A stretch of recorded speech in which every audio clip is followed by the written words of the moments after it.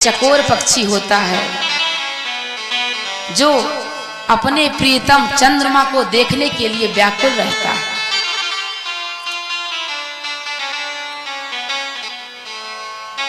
कहते हैं कि यह प्रीत की ऐसी रीत है कि अपना सर्वस्व मिटाकर भी अपने प्रिय को प्राप्त करना चाहता है।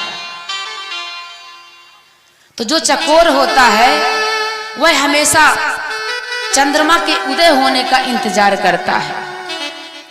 लागी लगन छूटे नहीं, जीभ चोंच जरी जाए, मीठो कहाँ अंगार में जाहि चकोर चबाए। ये जो लगन है महाराज, बड़ा छोटा सा शब्द है लगन, और लगन जिससे लग जाए तो फिर छूटता नहीं है। इसलिए मैया भैया लगन को बड़ा सोच समझ के लगाना चाहिए।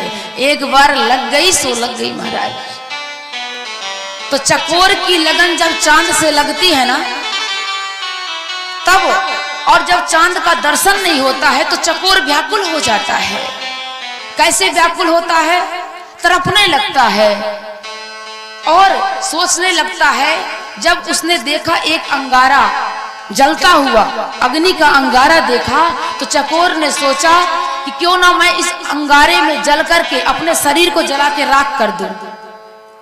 क्यों जला दूं? क्योंकि मैंने सुना है कि जो चंद्रमा है, जो मेरा प्रेमी है, उसको भोले बाबा अपने मस्तक पे धारण करते हैं।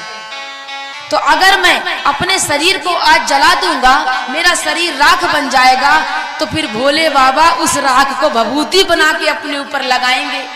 और जब भभूति बनाकर लगाएंगे तो जो मेरा प्रेमी उनके सर पे बैठा है, मस्तक पर बैठा है, तो चंद्रमा में भी मेरी भभूति पहुंच जाएगी, मेरे शरीर का राख पहुंच जाएगा। ये होता है लगन, ये होता है प्रेम। तो ये चकोर और चांद का जो प्रेम है, वही प्रेम आज मैया जानकी और प्रभु श्री राम के बीच हो चुका है। इस प्रेम को परिभाषित करना हमारे बस की बात नहीं है।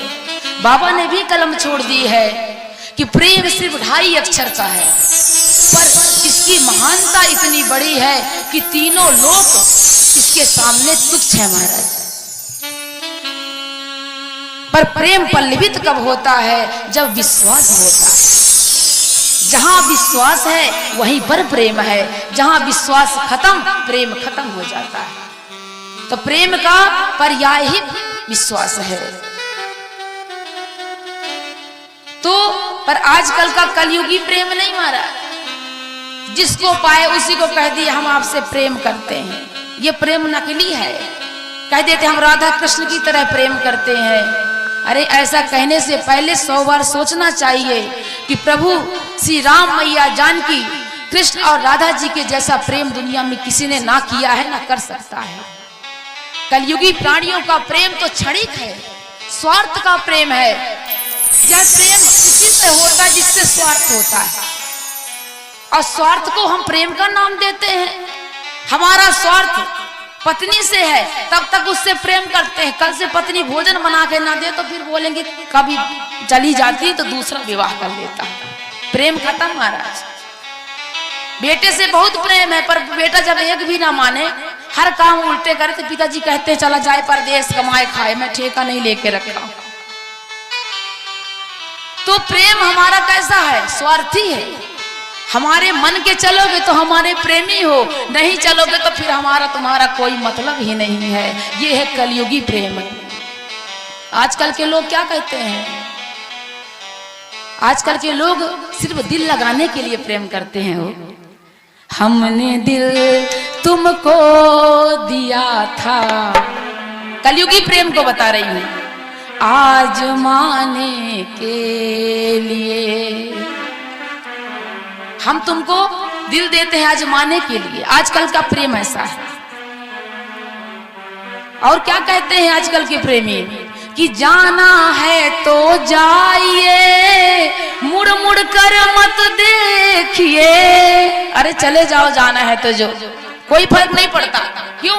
हम भी कोई ढूंढ लेंगे दिल लगाने के लिए, दूसरा कोई ढूंढ लेंगे दिल लगाने के लिए।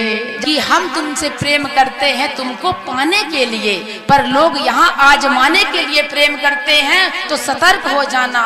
ये दिल अपना किसको देना है? मुरली वाले को देना है, घनश्याम को देना है, क्योंकि यही सच्चे प्रेमी है जो हमारे और आपके प्रेम का मान रखेंगे। सारी दुनिया हमारे प्रेम के टुकड़े टुकड़े कर देगी महाराज, हमारा प्रेम किसी काम का नहीं रहेगा, रौंद के रख दिया जाएगा हमारा प्रेम। इसलिए प्रेम करो तो सिर्फ परमात्मा से करो, क्योंकि भगवान ने दिल सिर्फ एक दिया है। क्यों भैया? आंखें दो दी है, एक आंख से परिवार को देखो, एक आंख से भगवान को देखो। हाथ दो दिए हैं, एक हाथ परिवार के तरफ बढ़ाओ, एक हाथ परमात्मा की ओर बढ़ाओ, दान करते रहो, पुण्य करते रहो। दो पैर है, एक पैर आपके घर के काम में रहे, दूसरा पैर परमात्मा के काम में खड़ा रहे, तीर्थ करने के लिए खड़ा रहे। पर जो दिल है, दिल भगवान ने एक ही दिया है। तो ठीक से समझना, ये दिल सिर्फ दिलदार मेरे कृष्ण कन्हैया को देना है, राम लला को देना है, वही इस दिल का मान रखेंगे प्रेम से।